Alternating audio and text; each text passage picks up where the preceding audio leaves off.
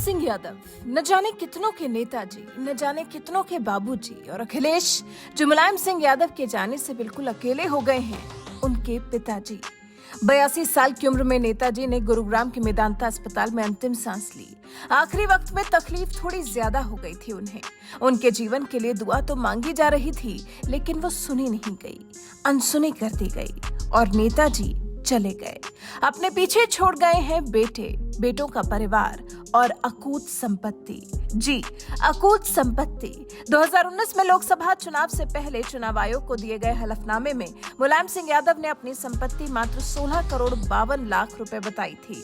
अपनी इस अचल संपत्ति का खुलासा करने के साथ ही उन्होंने जो जानकारी मुहैया कराई थी वो ये कि मुलायम सिंह यादव और उनकी पत्नी की सालाना कमाई 32 लाख 2 हजार रुपए है। एक मीडिया रिपोर्ट के मुताबिक सपा संरक्षक मुलायम सिंह यादव का मुख्य पेशा खेती-बाड़ी था। खेती-बाड़ी करके और लोकसभा से मिलने वाले वेतन के जरिए ही उनकी कमाई होती थी।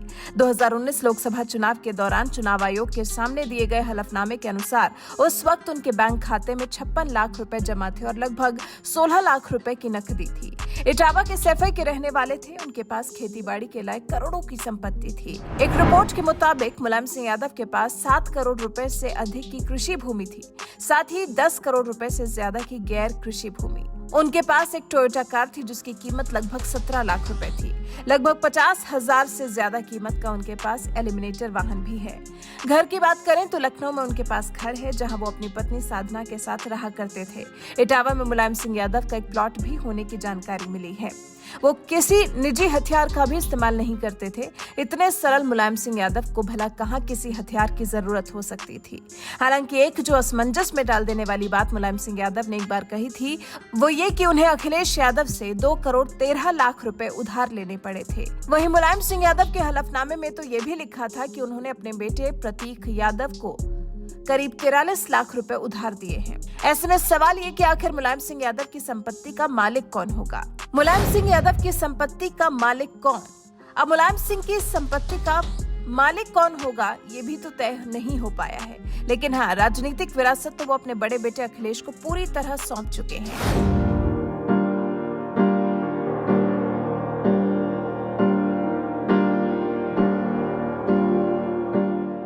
साल 2012 के उत्तर प्रदेश विधानसभा चुनाव में जब समाजवादी पार्टी जीत कर आई तो मुलायम सिंह यादव ने मुख्यमंत्री की गद्दी अखिलेश यादव को सौंप दी थी, जिसके बाद से कम यूपी की सियासत में तो अखिलेश कभी नहीं रुके, हमेशा बढ़ते गए। भले ही सरकार न मिली हो, सत्ता न मिली हो, लेकिन राजनीतिक तौर पर अखिलेश ने अपना कद बढ़ाया ही है। पीटीआई की एक रिपोर्ट के मुताबिक समाजवादी पार्टी के संरक्षक मुलायम सिंह यादव की संपत्ति में 5 साल के अंदर करीब 3 करोड़ रुपए की गिरावट दर्ज की गई थी। इसमें कहा गया था कि साल 2014 में हुए लोकसभा चुनाव के दौरान मुलायम सिंह यादव की तरफ से दाखिल हलफनामे में जो जानकारी दी गई थी उसके मुताबिक उनकी नेट वर्थ 19 करोड़ 72 लाख रुपए थी, जो 5 साल बाद यानी 2019 में 16 करोड़ 52 लाख रुपए रह गई थी और 7 बार सांसद रहे हैं। वो देश के रक्षा मंत्री भी रहे हैं। मुलायम सिंह यादव 1 जून 1996 से लेकर 19 मार्च 1998 तक रक्षा मंत्री रहे। अक्टूबर 1992 में उन्होंने जनता दल से अलग होकर समाजवादी पार्टी बनाई। मुलायम सिंह यादव का ये बड़ा कदम था जो उनके राजनीतिक करियर को नई ऊंचाइयों पर ले गया था। तो अपना ये सब तो मुलायम सिंह यादव ने सिर्फ और सिर्फ अखिलेश को ही दिया है। 30 साल की राजनीतिक विरासत उन्होंने अखिलेश को ही दी है। तो क्या जो करोड़ों की संपत्ति है वो प्रतीक यादव के हिस्से जाएगी?